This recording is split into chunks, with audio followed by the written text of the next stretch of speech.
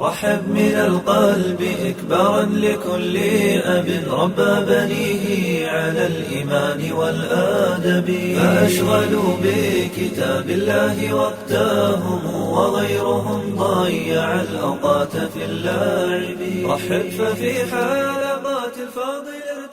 qoyska muslimka ah waxaa lagu tiriyaa aasaaska bulshada muslimiinta waxaana wanaagiisa uu ka dhigan yahay ummadda oo hagaagta kuna tallaabsata horumar dhanka diinta iyo dunyada intuba muhiimadda qoyska waxaa laga dheehan karaa abuurista allah casa wajalla markii uu alle abuuray nebi aadam wuxuu u abuuray hooyo xawaa si ay wehel ugu noqoto taranka basharkana uu u daa'imo waxayna ahayd bilowga aasaaska insaanka markaan u soo noqonno ciwaanka mawduuca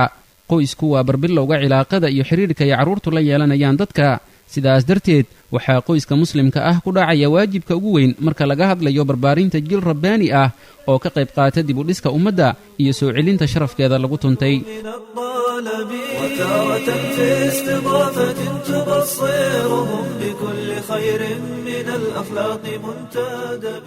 waxyaabaha aasaasiga ah nagana saacidaya inaan soo saarno jiilka noocaas ah waa tarbiyada wanaagsan oo ah in carruurta lagu barbaariyo mabaadi'da islaamiga ee toosan diinteenna ayaana ah marjica koowaad iyo isha aan ka qaadanayno axkaamta diineed iyo midda adduunyo intuba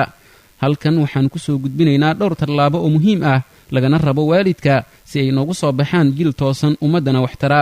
arrinta koowaad waa in waalidku noqdaa qof yaqaana diinta islaamka micnaha ma ahan inaan ka wadno waa qasab inuu noqdo caalim weyn ee ujeedku waxa uu yahay inuu waalidku barto aasaasiyaadka diinta islaamka iyo masaa'ilka ay culimmadu ugu yeedhaan almacluum min addiini bidaruura sida tawxiidka salaada iyo waxyaabaha la midka ah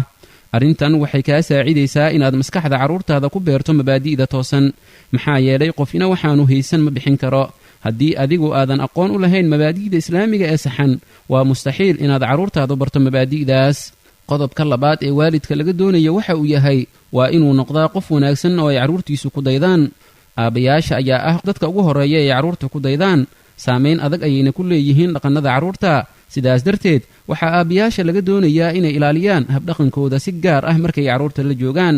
aabbe waa inaad ka digtoonaataa wax weliba oo dhaqanxumo ah adigoo u baqaya aakhiradaada kadibna u naxaya mustaqbalka carruurtaada maskaxda carruurta waa mimori faaruq ah oo kaydinaya wax weliba ay arkaan wanaag iyo shar intuba sidaas darteed waa inaan mimorigaas faaruqa ah ku duubnaa wax wanaagsan qodobka saddexaad ee muhiimka ah waa in carruurta lagu hagaa jacayl iyo daryeel labadan arrin waxay saamayn muuqata ku leeyihiin carruurta markay aad u yaryar yihiin waxaa mamnuuc ah in la ciqaabo laguna adadkaado waa inaad u tawjiihisaa si naxariis iyo rifqi ay ku jirto adigoo u muujinaya inaad jeceshahay waxaana la isla ogyahay in carruurtu haddii ay ku jeclaadaan ay warkaadana yeelayaan qodobka afraad ee muhiimadda gaarka ah xambaarsan waxa uu yahay in carruurta lagu beero in allah casa wajalla uu mar waliba u jeedo uuna arkayo habdhaqankooda khaladaadka waaweyn ee ay waalidiintu ku jiraan haba ugu badnaadaan hooyooyinka waxaa ka mid ah in carruurta arrimo gaar ah lagu cabsiiyo sida waxaan kuu sheegayaa aabbe macallinka ayaan kugu dacwaynayaa iyo waxyaabaha la midka ah arrintaas waxay keenaysaa in carruurtu cadaawad gaar ah u qaadaan qofka lagu cabsigelinayo iyo in marka shakhsiyaadka lagu cabsigelinayo ay maqan yihiin ay la yimaadaan habdhaqan xun iyo madax adayg waxaa la doonayaa in carruurta loo sheego lana dareensiiyo in allah casa wajalla uu mar waliba arkayo uuna u jeedo waxa waalidiinta ka qarsoon lagana doonayo inay ku dadaalaan cibaadaadka wanaagsan tusaale ahaan mar weliba waxaad u sheegaysaa micnaha aayad qur'aan ama xadiid waxaad baraysaa sida loo guto shay wanaagsan oo diinta ka mid ah sida qaabka loo tukado salaadda sida salaanta loo radiyo qaabka loo ixtiraamo dadka waaweyn sunnooyinka marka raashiinka la cunayo adkaarta la akhrinayo marka guriga la soo gelayo iyo waxyaabo kaloo badan oo ka mid a diinta islaamka muddo kadib waxaad arki doontaa inshaa allah in waxyaabihii aad bartay ay ka mid noqdeen dhaqankooda mar welibana ay daa'imaan qodobka shanaad ee isagana muhiimadda gaarka ah xambaarsan waa inaadan isdhihin canugaada waa uu yaryahay mana gaarin waxbarashada waxaad ogaataa in carruurtu iyagoo aad u yaryar ay leeyihiin awood ay wax ku xifdiyaan waxna lagu baro sidaas darteed ha fududaysan ilmahaaga kana faa'iidayso maskaxdaas faaruqa ah oo ku shub wax naftooda iyo muslimiintaba maslaxad ay ugu jirto waxaa kaloo muhiim ah in carruurta la dareensiiyo waxa ka socda hareerahooda waa in loo sheegaa in gaaladu ay ku soo duuleen muslimiinta iyagana laga doonayo inay wax ka beddelaan mustaqbalka xaaladda ay ku nool yihiin muslimiinta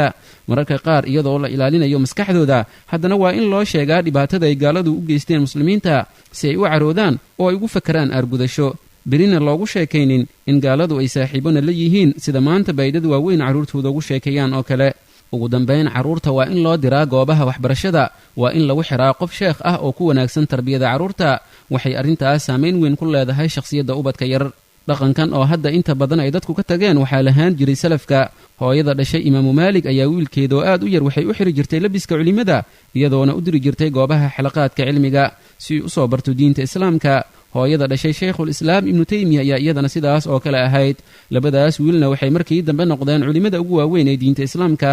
gebagabadii waalidka waxaa la gudboon inuu ku sabro ixtisaabna la yimaado inta uu ku jiro masiirada tarbiyaynta carruurta waa mas-uuliyad aad u weyn balse qofkii dadaala allahna kaashada wuxuu midhaha dadaalkiisa ka arki doonaa qoyskiisa iyo bulshada muslimka ah ummadina xaalkeeda ma xumaado ilaa marka ay fasahaado tarbiyaynta carruurteeda iyo dhaqanka dhallinyaradeeda mooye سير على سنة المختار في دابي أكرم بهم ثلة أعظم بهماتهم قد جاوزوا في علاهم هامة السحب يهديكم معشر الآباء ما زرعت أيديكم من